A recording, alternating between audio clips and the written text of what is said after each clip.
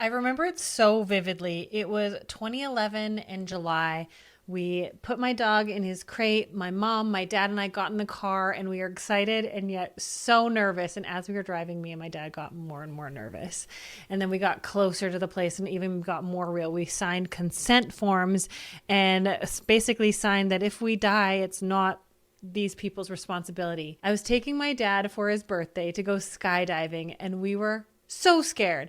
And then we're getting up in the plane and it's going up, and they told us, like, if you don't jump out of the plane when you're up there, you don't get brought back up. So we're going up and you can feel it's like just a tiny little plane. There's a pilot and then my dad and I and each of the guys that were tandem with us, and that's it. And then all of a sudden they open the door, and holy crap, I don't know, I'd never been in an airplane when a door had opened before. You can feel the air pressure change. You can hear the wind. It's so loud. It's quiet. My dad goes first. And my heart's beating out of my chest. I'm like, what are we doing? What are we doing? This is the stupidest thing that we've ever done. What are we doing? And my dad looks over and he goes to me, I love you. And then sucked out of the plane. And then it's my turn. I have to inch my bum there. And because we're going tandem, the guy's strapped to my back and I have to put my feet out of the plane. And you feel the wind immediately pull on your legs. I'm like, oh my gosh, oh my gosh, oh my gosh. And then boom, it's done. And then I'm all of a sudden free falling, floating.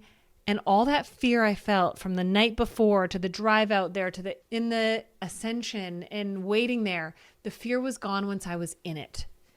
And what I want to talk about today is the fear we feel is all in the anticipation of the thing that you're avoiding doing. Hey there, you just stumbled into the Anxious Creative Podcast, where overthinking turns into ahas, mess ups become magic, and anxious spirals, totally part of the process.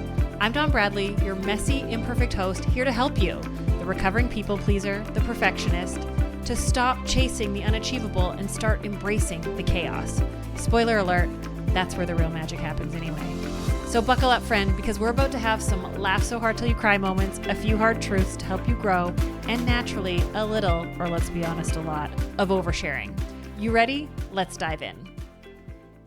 So if you've ever thought, why does fear feel so big in my head? It's because we are humans and we're built with this, I don't know if I want to say animalistic behavior of like back in the day, like if a lion or a tiger was running after us, we needed to be afraid. But now our bodies and our systems and our nervous systems have changed, and we start seeing fear in everything, and we start making up these stories that aren't really as big of a deal as they are. Now, is jumping out of a plane, is there a possibility of dying? Yes, obviously. But once I was free falling, once I was in it, there was no turning back. I had no other choice. I wasn't scared anymore. It was actually almost euphoric. And I think about this anytime I've had to have a hard conversation with someone or anything that I've had to do. Once I'm in it and there's no turning back, it's not nearly as scary. And the heart palpitations that I was having weren't there in the leading up to it. And so whatever you're delaying, whether it be in your life, your business, or your relationships, I want you to start thinking, how quickly can I get into the thick of it rather than killing yourself with the pain of the fear and the anticipation and the anxiety of staying in the limbo of just before, just the step before. Maybe it's starting your own business. Maybe it's firing a client. Maybe it's enforcing a cancellation policy. Maybe it's having a hard conversation with a friend. Maybe if it's committing to a partner. Whatever that scary next decision is for you, how can you take a step forward? And here's the thing, is sometimes we go, what, is this the right decision? Is this the wrong decision? I honestly believe there's no such thing as a right or wrong decision. There's just making a choice and then moving forward from there. There's the only wrong decision you can make in life and in business is not making one and having it made for you. Because by not making a decision, you're choosing a choice. Let me say that again. By not making a decision, you are choosing a choice. And it's getting chosen for you. And that way you feel like you can be like, it's not my fault then. But I want you to start to learn how to confidently step forward, even if you're not confident in how things will turn out. You have to be able to confidently, and this is coming from the girl who's been divorced in a 10-year relationship, had fried someone's hair off, walked away from a business. Like, I've had so many things that I confidently stepped into that haven't always turned out the way that I expected them to when I first took that first step. But I'm here now as a 41-year-old woman with so much life experience and zero regret over any of my past. because I can't regret the things that have made me into the person that I am today. I wouldn't be who I am. I wouldn't have the perspective. I wouldn't have the experience. And I would be willing to put money on the fact that I would be very narrow-minded and lack understanding and perspective and grace for other people. But now that I've been through some of the things that I've been through, I think immediately my divorce, I used to be so judgmental of it. And I was scared to get married. I was nervous, but I took that bold step forward and did it. And in hindsight, do I think I should have done it? No. I was 26 years old and I was not thinking it through properly. Do I regret it? Never, because the person I am today and the person that going through my divorce made me become and helped me become is a person with so much more understanding, grace, and compassion for other people. And so let's talk about the fear of like the what ifs and the fear being bigger in your head. I want you to understand that the anticipation is so scary and we stay stuck. You stay stuck in this moment of anticipation of the what ifs and you're actually torturing yourself. The quicker you can make decisions, whether they turn out the way you want them or not, you will get so much farther ahead in life and business. Just start making decisions and see how they turn out. There's no way you can predict how a decision will turn out ahead of time. You can calculate and you can make, what's the word I'm looking for? Use your wisdom and your knowledge and your life experience, obviously, but you can never guarantee any outcome. And so I know that your brain loves to play that what ifs, but why is it that your brain's what ifs are all what if it goes wrong? What if it goes bad? It's all the negative. And what if you can weigh this scale out of what if it goes right and start going for every what if of the negative, I want you to think of a what if of the positive. What if it goes exactly how you want it? What if it goes out even better? What if it surprisingly takes a twist in a different direction that you weren't expecting that makes everything fall into place quicker and faster? What if? Would you make decisions quicker? Would you step out of that fear and that anticipation? Ask yourself that. Because here's the thing is you get trapped in the overthinking. And I want to share a quick story with you. And you may have, if you've been a long time podcast listener, you've probably heard this story before. But the first boyfriend that I ever had, I was 19. I remember like the bedroom in the house that I was living in, and there was no cell phones yet. And I'd hung out with him a couple times and I was wanting to call his house. And I remember standing there, putting almost his phone number in and then being like, okay, so if he answers and says this, then I'll say this. And then he'll say this and then I'll say this. But what if he says this and this? And I had this whole spider web of what ifs, of pre-planning the possible conversation. Because if I could pre-plan every possible scenario of how the conversation could go, I could step into it confidently and not nervous. And I remember going to press the like call button and then I went, oh my gosh, what if his roommate answers? And it tailspun me into this whole new spider web of, okay, and then he'll say this. And it was this overthinking and over preparing for every possible outcome that kept me trapped in this indecision. And so I want you to think, have you ever put off doing something because you were spiraling in your head about all the ways it could go wrong? That's me too.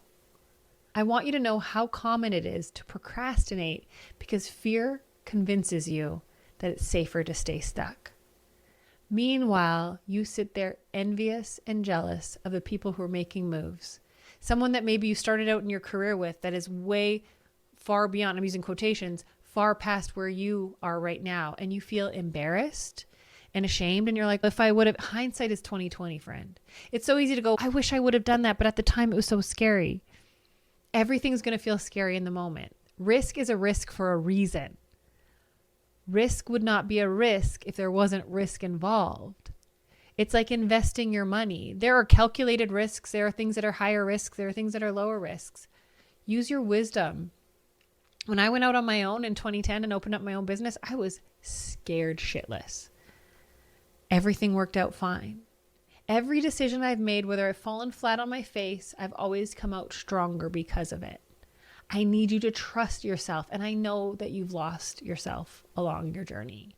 I know that you've maybe made a choice here and there that you've regretted, or you've gone, oh, that was stupid, or I didn't think that through. And now you're kicking yourself over. I once hired someone to help me in my business and I paid them $3,000 and they spent $13,000 of my money and lost it because of a 5-minute task they forgot to do. I reeled hard. I was so embarrassed.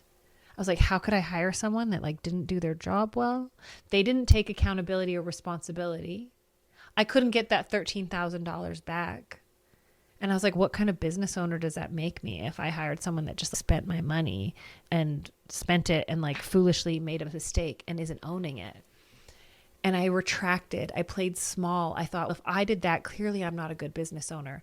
But the reality is, talk to anyone you admire in a position that you want to be in someday and ask them about their biggest failures, and they will have many stories to tell you. And so instead of ruminating on that fear and getting trapped in the overthinking of like, how do I avoid failure? How do I avoid embarrassment? How do I avoid the possibility of doing anything wrong? And how do I find the path that only is paved with success? That story doesn't exist. There's a reason why every movie has a failure in it or some adversity to overcome. So don't get trapped in the overthinking of there's got to be a pathway that I can avoid every hardship. Just start asking yourself, where do you want to go? What is your goal?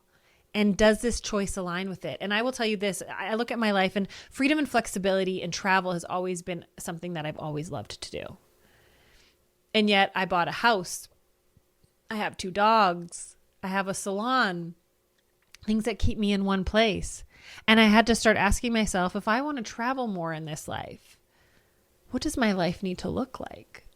And how do I start making choices based on that and how I want to do that? Now, I've been lucky to travel a lot in my life, and I've been able to make it happen. But I no longer work behind the chair full time. And I now travel to speak and teach. And I made active choices to follow the goals of my life. So if you don't know where you're headed, how can you confidently make a decision based on what the life you want to create? You'll start making decisions based on everybody else's lives and the keeping up with the Joneses. And that's where the overthinking is getting you trapped in the fear. What's the life you want to live? Does this align with that goal? This is stuff I teach my students in Rock Your Business. We do mission, vision, purpose, and values so that we can align everything back to that. I want you to realize that the anticipation loop of everything going wrong and the worst case scenario can be debilitating. You know what I'm trying to say. And you will waste hours going over things in your head when you could just make a decision and then calibrate as you go. Bounce back, move forward. You've got answers. You make a decision, you get a result, you've got something to work with, you can move forward. Instead of going, how can I guarantee? It's, should I send this email out to my clients about my price increase? How can I make sure I word it so that everyone responds to it? There's no way that you can, and then you can keep yourself paralyzed trying to find some magic way. But until you send that email, you'll never know. So the quicker you can get out of overthinking and into action is the best possible route. So I want to talk to you about a time that fear felt really real, but it wasn't. And it was the first time I ever got on stage to speak in front of people. I was terrified. I was so nervous. I was sweating. Like I could feel beads of sweat going down my back. I was so excited. This is everything I'd wanted to do. I'd always wanted to public speak. I always wanted to do things like this. But in that moment, I wanted to run away. I don't want to do this. No, thank you. No, thanks. And yet I walked out, and I think I have video footage of it still. And I stand behind a podium the whole time and I'm shaking. But once I got out there, I said to them, oh, my pits are sweaty, and let the audience know that I was nervous. And then all of a sudden it wasn't so scary. I looked up and I spoke. And was it my best speaking event ever? No, it was one of my first ones. But once I was out there on stage, it wasn't as scary as I thought it was going to be. And I wasn't getting heckled or booed. All those fears that I was having beforehand weren't actually even real. It felt real. It felt like I was going to have a heart attack. Speaking on stage was one of those things that I wanted to do, but I wanted to come natural before I ever did it. And the reality is I had to do it messy. Same with awkward client moments. I remember thinking, charging someone for a no-show, oh my God, they're going to get mad at me. They're going to hate me. And they're like, yeah, of course, no problem. Or someone who late canceled. Hey, I just want to remind you of my fee. I'm going to have to charge you for that. Yeah, of course. Oh, I can't even tell you how many of my students have been like, oh my gosh, I had to enforce my policy and I was so terrified. And then I did. And the client was like, yeah, of course. You've told me about that. That's what I was expecting. We make up these scenarios that aren't even real. We think there's a fear, an actual threat, and there isn't. I remember having to have a conversation with my current boyfriend, and I was so scared because in the past in my relationships, these conversations had gone really bad. And I almost preemptively was like, I know you're going to get mad because, or I understand you're going to get mad at this, but I need to share with you. And he's like, what? Why would I be mad? And I realized that I was creating a scenario. And actually, when you show up to something with your defenses up, and when you show up expecting a certain response, you almost invite it more. You sometimes create the thing that you're trying to avoid. So how do you push past the fear? Let's talk about this. This is what I've learned. The fastest way to make fear smaller is to do the thing quicker, even if it's messy or imperfect. So for me, breaking things into tiny steps is a game changer. And just getting out of that overthinking, as soon as I'm pre-planning, and even this podcast episode, for example, I was like starting to pre-plan it and I was like, no, Dawn, your points. I'm going to talk about why fear feels so big, being trapped in the overthinking, when fear felt real, but it wasn't, and how to push past the fear. And I was starting to get way in the weeds and I was like, no, just get into it. Cause I was like, I want to make sure it sounds professional. I want to make sure that it's perfect so that everyone listening loves it and loves me. And then I'm a good podcaster. Isn't it funny? I still get in there. And the quicker you just take action, even if it's messy, and if I can be that beacon of light for you to show you that you can take messy, immediate, imperfect action. I'm not perfect and I don't ever want to be, because how freaking boring. You wouldn't be listening to this episode right now if I was like, let me talk to you about the 4 steps of overcoming fear and how I no longer feel fear ever anymore because I am perfect. Right? That's not relatable. I still feel fear all the time. I literally have the nervous shits before every speaking event that I go to. And I talk about it on stage because honestly, I don't ever want to get to the point where I try to pretend like I'm not a human being with real experiences. And just because you're listening to this and I'm on this side of it in my office on the microphone doesn't mean that I am free from fear. But what I've learned to do is execute quicker. I just jump into hard conversations before thinking. I just own shit before I try to find an excuse. I take wild responsibility over my life and my circumstances. And I will tell you, the things that happen in my life because of the decisions I make, whether they work out or not, I get so much farther ahead, so much faster. Because think of it this way. Someone who thinks and ruminates on a decision for a week will make 4 decisions in a week. If I give myself a day and make a decision, that's 5 decisions in a week. That's 20 by the end of the month. I've made 20 decisions by the time someone else has made 4. Who's going to move ahead quicker? Even if 10 of those decisions go sideways, even if 15 of them go sideways and 5 of them go well, that 4 that person made in the month, maybe 3 of them go well, I'm still ahead. Make decisions quicker. Get out of the anticipation. Think of that skydiving. All the fear was in the anticipation of. Once I was free falling, I literally felt this euphoric feeling. And I will tell you, the thing that you're scared of, whether it's communicating, whether it's setting boundaries, whether it's implementing a price increase, whether it's talking to your situationship, whether it's having a hard conversation with a friend, the quicker you just dive in and do it messy and trip over your words. I still think back, and I've used this example in past podcast episodes. In my current relationship, in the beginning, I had to have a hard conversation. I was so scared. I remember sitting on the couch, putting my hands over my face, being like, I'm so nervous right now. I'm so scared. I feel so uncomfortable. And I said that out loud to him. And then I just went into it. It was one of the hardest things I had to do. But I will tell you now, here on this side of it, in that same relationship, those conversations are a lot easier to have. When I have to bring something up, I just jump right in. And I don't get it right all the time. I don't always say things the right way. I don't always come across the right way. I'm not always understanding the other side the right way, but I jump in quicker and the fear goes away and I learn faster. I hope that makes sense to you. And the relief that comes after the action is so good. I'm trying to think of an example recently, and I know I've had one and I can't even think of what it was. Oh, so I totally messed up. A few weeks ago. And I remember going into all these excuses and stories and lies that I could tell this person about my mess up. And then I realized, no. And then I was like, maybe if I just stay quiet. Yeah, I'll just stay quiet. I won't say anything. And if I get asked, then I'll tell the truth. And I was like, no, Dawn, that's not what a person of integrity does. They don't just wait and hope that they don't get asked. And if they get asked, then they'll tell the truth. A person of integrity owns it and comes forward with it. And it was so hard. I remember my heart was beating out of my chest. I didn't want to own up that I had made a mistake. Because making a mistake, the shame that can come with making a mistake, but I've worked so hard to go, I made a mistake, I'm not a mistake.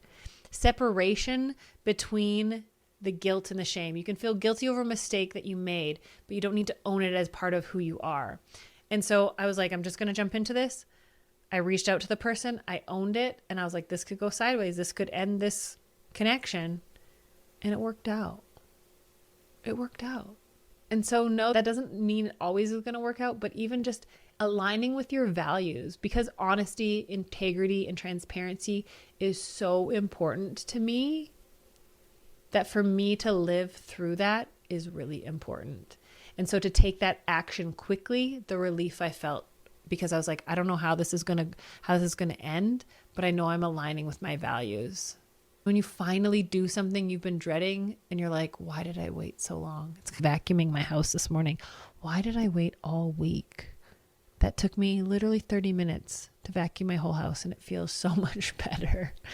Different story, but I want you to understand the freedom that comes with just jumping in and doing the thing rather than the rumination on it. It will change your life, your business, your relationships, and your bank account.